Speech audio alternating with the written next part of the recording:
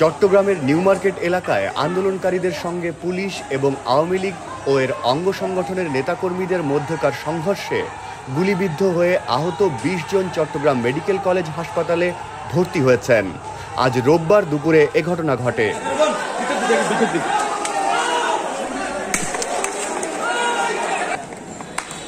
চমেক হাসপাতাল পুলিশ ফাঁড়ির উপপরিদর্শক আলাউদ্দিন তালুকদার জানান, আজ দুপুর 12:30টার দিকে নিউ মার্কেট এলাকা থেকে গুলিবিদ্ধ অবস্থায় আনা প্রায় ২০ জনকে হাসপাতালে ভর্তি করা হয়েছে।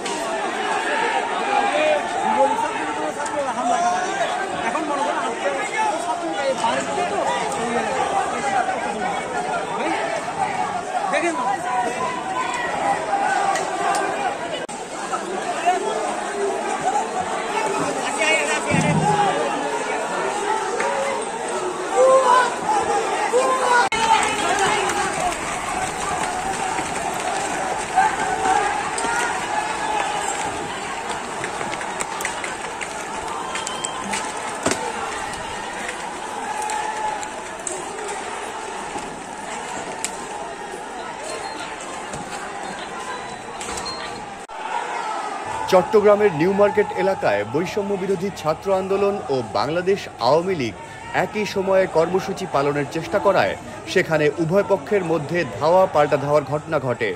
এরপর সেখানে সংঘর্ষ শুরু হয়।